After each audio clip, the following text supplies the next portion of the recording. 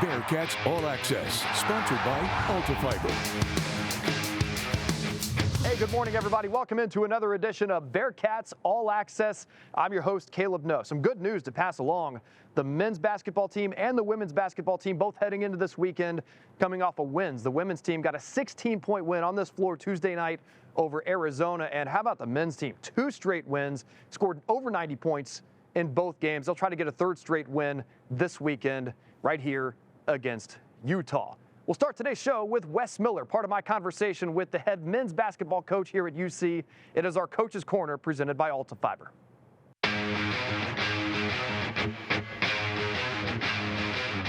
Man, you look like a whole different team the last couple of games. You win 2 straight games by a combined 49 points.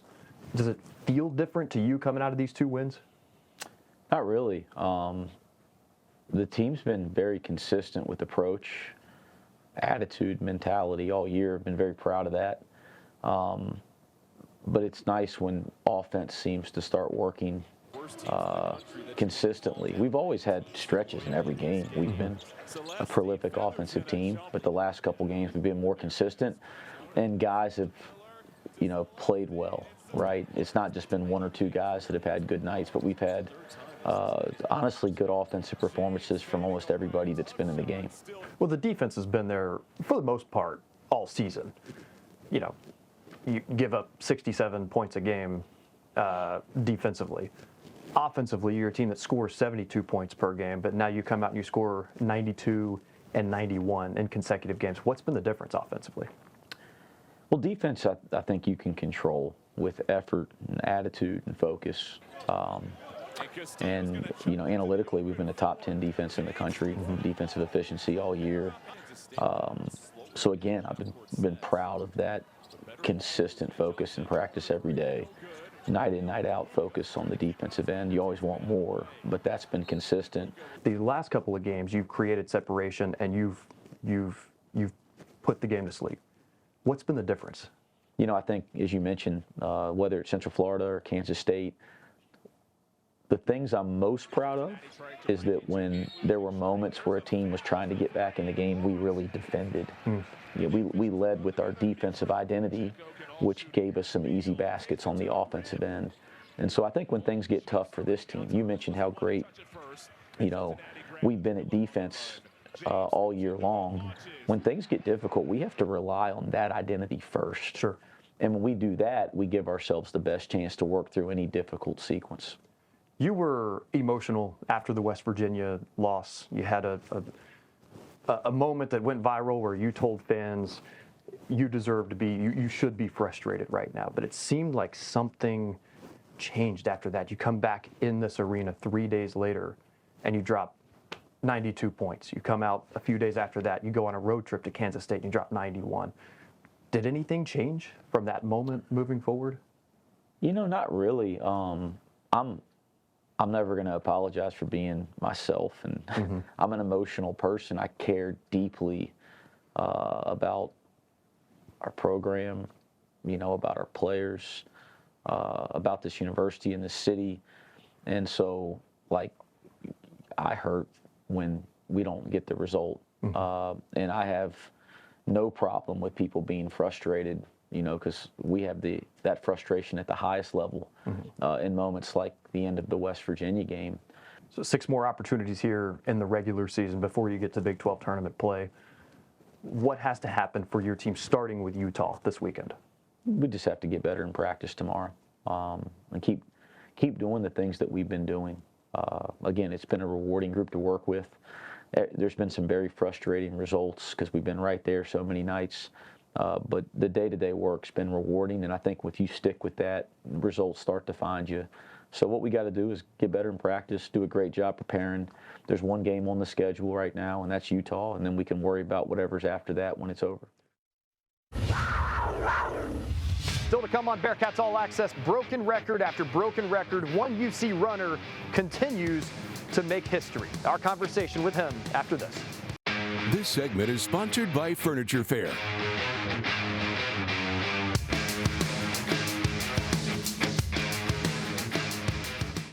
week on Bearcats All Access, we spotlight a runner, and he is fast. Adi Lloyd shattered the school record, ran a 45.95 in the 400, then turned around and helped the 4x4 relay team break a record of their own. It's been a record-breaking season for Lloyd. Here's part of our conversation.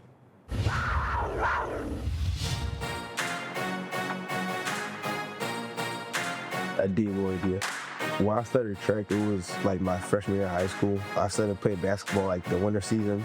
And after the winter season, I needed something to do. So I was just like running around the hallways and all that. And if the track crew see me, she said, "Oh, that running, you might as well come try for the team." So I was like, all right, I'll try it out. Ended up doing good during practices and all that. Then did a trial. Then he was like, all right, you should kind of stick with it because you have a potential. And I didn't see the potential at all my whole freshman year. So I started my freshman year, and then ever since the end of that, I've been running the whole time. Sophomore year, it was one race. Before that race, I ran probably 49s. Then that race, out of nowhere, I ran 48 lows, and I was and that put me probably top 5 in the state. So I'm like, I might have a chance here to go somewhere and do something with it. Coach Parker reached out to me probably I think it was the beginning of my senior year. Reality definitely hit me when I came on the campus, because high school is not there's not that many athletes around, so it's everybody kind of knows me, I know everybody. And then when I came there, it's just a whole lot. It's just everything was just new. So I was yeah.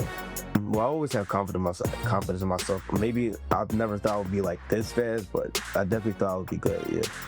I usually listen to music before I run. And that's the main thing I gotta do. If I don't got my headphones, it's I don't know. I'll probably just be in my head too much. So I definitely bring the headphones there and space out a little bit. Usually I do have a routine, but I haven't been sticking with it. Usually I'll do a race plan, but I've been way too nervous to even think about a race plan. So when the gun goes off, I just straight run. I try my hardest not to look at the clock before I finish the race, but sometimes I'll get 2 inches and I'll just look. But the last meet, when I crossed the line, I heard a couple oohs, so I kind of got surprised. I looked at the clock right away, but yeah. But usually I'll try not to do that.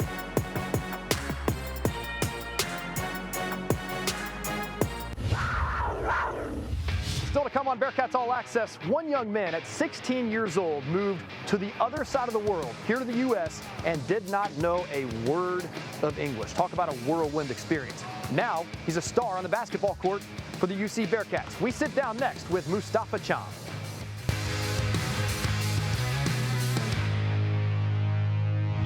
Really enjoyed the conversation I had this week with Bearcats basketball player Mustafa Cham. Spent the first 16 years of his life in Senegal. Then at 16 years old, moved to the other side of the world, to Florida, to the United States, and at the time knew no English. But he worked hard in basketball, worked hard at learning his new language, and both of those things led to, again, this very enjoyable conversation I had with him this week. It is our Bearcat Spotlight presented by Furniture Fair.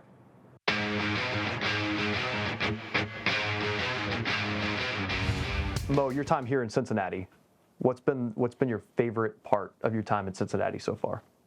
I would say the campus. I love the campus, just walking down the campus, get some food with my friends and teammates. I think that's the best part, and I like also the fans. They're really cool. What do you like about the campus? Just everything, the basketball part. Sometimes I go watch the football games in the summer, soccer games, have fun, walk around campus, get some food. The first 16 years of your life, you're in Senegal, and then you move to basically the other side of the world, to the States. What was that experience like for you? Was it a wild culture shock? Yeah, it was a little crazy, just growing up from Senegal, a whole different culture. You came to the state right away, you don't know anybody in here. I went to DME, there was really nice people over there too. Mm-hmm. But I think it was a really, cool transition, it was a little crazy, but once I got used to it, and then, with the food and the culture and the way people live here, once I got used to it, I think it's really good. So you moved to the U.S. and did not speak English at that time? Did not speak no English at that time. None? None. I can only assume that was extraordinarily challenging. That was really challenging. I used to go to school. I remember just talking to my friends. And then, there's some couple of friends that speak French because I also speak French. But, most of the kids, I couldn't communicate with them. So it used to be hard to communicate with a lot of people. But I think, that just helped me a lot, to get out of my comfort zone and just learn new things, try to learn the language and everything and get used to the culture. So then you spend a year at Central Florida before transferring here to Cincinnati. You look at your college career as it stands right now. How have you developed as a basketball player over the course of the last 2 years? I mean, I developed a lot, once I got to college, because like I said before, I came to college early, so normally this year was supposed to be my freshman year, but I declared up to go to UCF, and then it was really good. I learned a lot of things, basketball-wise, off the court and on the court, just being around great people at UCF, and then I transferred here at Cincinnati too, different culture and a lot of great people around here too, and just keep learning a lot of new things. I think it's a really good thing in my life. What is it about your game that you still want to develop in the coming years? Like, how do you see yourself improving as a basketball player? I mean, just developing any part of my game, my shooting, my game IQ and everything. Just keep learning a lot of new things. I just want to get better every single day. Why was Cincinnati the place that you decided was right for you? Yeah, I mean, when I was on the portal, I talked to a lot of different coaches, and then, when Wes called me, I talked to him. I came here on a visit, and then I just loved it. They just welcomed me so well. I was like, this is a great spot, so I should just come in here.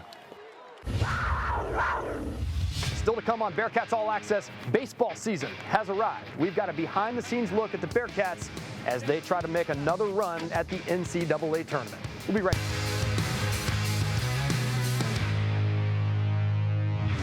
Well, grab your glove. We're headed inside the indoor practice facility for a behind-the-scenes look at Bearcats baseball. The crack of the bat echoing off the walls, bullpen arms humming.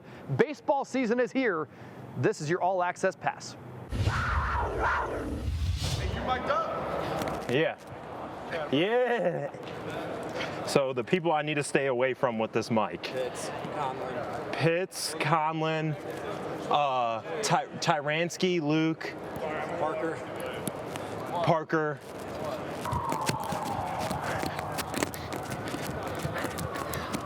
Can't wait to play the show later.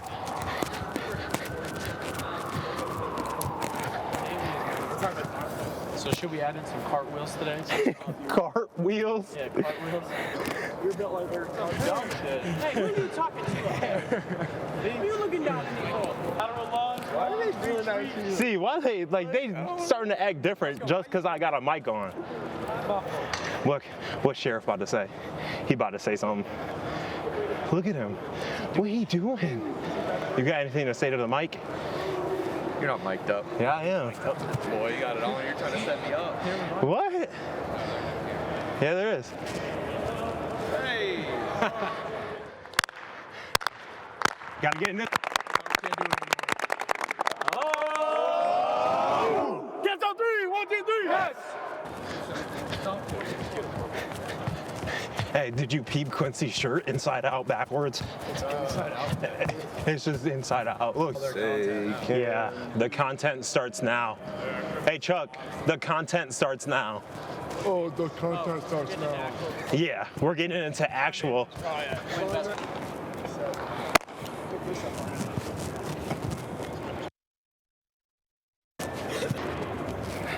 Hey, KP, you look skinny today. What? You look skinny today. Yeah, no problem. Yeah, I've been working on it. Said y'all done in Rocket League yesterday? Yeah, we played a 2v2, me and Luke versus Cal and Jack. And we normally beat them every game. Yeah. First 2 games, they come out and beat us. And Luke was playing terrible, though, and he knows it. Yeah, Luke is your guy? Yeah. He wasn't even hitting the ball. And then I was like, okay, let's get it going. And then we won the next 4 games. We did a series out of 7.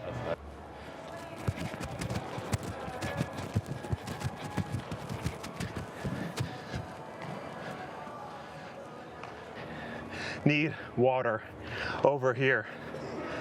Water. Nice throw, idiot.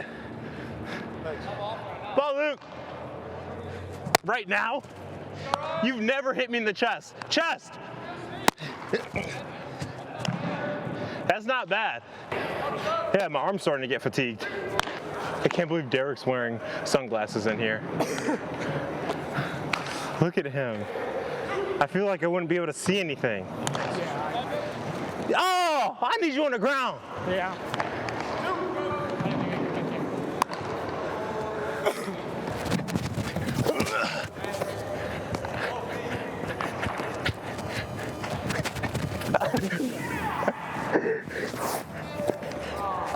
Really? Yep. All right, cool. All right. Okay. Good job today. 985-on-3, 1, 2, 3. 95. Good job.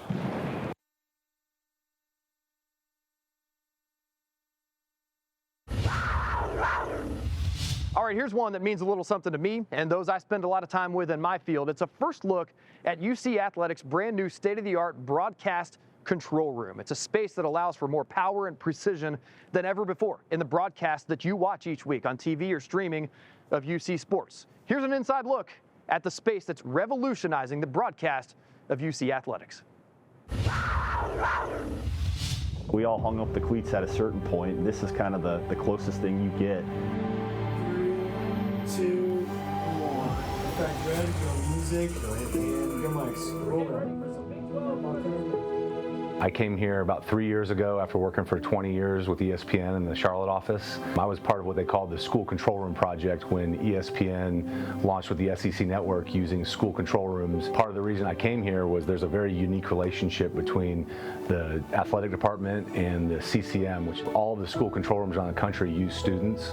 But what's really unique with this program is that the CCM has a media production major called MPro, where students are in the classroom learning about hands-on production, working with camera operator, replay, graphics, all the different positions in a live TV broadcast, and are getting course credit to come work on ESPN broadcasts. I was brought in shortly after Athletic Director John Cunningham and Bill Frigge formed a partnership with the dean at CCM as well as the department chair of our program, Media Production. Really, we were tasked with laying out what this could look like from a curriculum standpoint. At that time, we were in the American Conference, and the broadcast department was really forming in terms of the ESPN operations that we do today. It was kind of a blank slate. You know, we didn't have a control room yet. We didn't have any classes really created, and that was kind of my first task in the first 6 weeks when I was on the job was you're going to teach a class, you're going to figure out what you're going to teach, and you're going to figure out how we're going to make these productions run. You know, when I look back on my 10 years here, it's incredible to think that, you know, it wasn't that long ago we were doing just, you know, internet web streams with a single camera for most of our sports. So to see that jump in quality from our broadcast has been really cool to not only watch, but to be a part of myself and kind of see how it's developed. UC was kind of ahead of the curve with being ready in 2020 with building their first control room and then building our second one here back in 2025. Oh, without question, this new control room in CCM has been the biggest game changer since we started the broadcasting program. Past, it used to be kind of people huddled around a desk, and now they have a full production room of their own to do a video board production in. And just all the equipment we have in this new control room is, you know, the top of the line, latest and greatest that, you know, anybody from ESPN or CBS would be using on a big network broadcast. It allows us to kind of maintain, you know, top of the line network standards of what we're doing, and it's been a great ride so far. The collaboration between the athletic department and the CCM is really unique, and what they bring with their student workers to our broadcast is really special. And you know, all these students are getting opportunities now in the real world to go out and work for local news channels, working for some of those broadcast partners like ESPN and CBS and NBC. So the success stories are fantastic. You know, it's really cool to see former students succeeding. In particular, we have two students, the Jack and Jack, who are both graduates of CCM Media Production, and we were fortunate to be able to hire them in athletics full-time, and it's just really great, and it's really cool to work with them day to day. I came here in 2021 as a student, wanted to get as much opportunity as I could in the area of live sports production, live television. The program treated me super well. I was able to learn so much in the classroom and then go and apply that on our ESPN Plus productions. We all started learning camera together, then we moved on to learning replay, graphics, and then moving into producing and directing. So it was really awesome being part of like the inaugural class of that to now being able to teach those students. There's no question that we wouldn't be able to do what we do without CCM. We have so many students that function not only as, you know, getting experience on a weekly basis, but they, you know, they're doing important jobs. They're producing broadcasts, they're directing broadcasts, they're running graphics and replay. They are taking a huge step on, you know, not only their careers, but what we do here at UC. They're not, you know, student workers or interns, they're co-workers essentially to us in the broadcasting world, and they are absolutely the key to our success. We are sports fans at heart. Many of us, you know, grew up playing sports, playing on different teams, and we all hung up the cleats at a certain point. And this is kind of the closest thing you get to being able to be involved in sports. It's such an exciting feeling when you finally go on air, or when your graphic makes the TV screen, or when you get the tally light in your camera. You know, when you're able to, you know, get that experience where, you know, there's no going back. It's a lot of fun.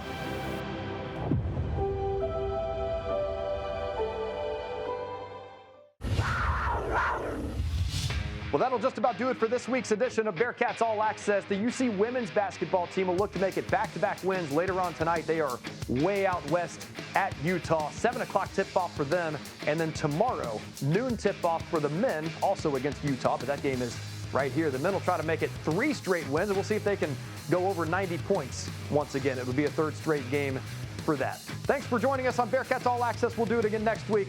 Till then, have a good one, everybody.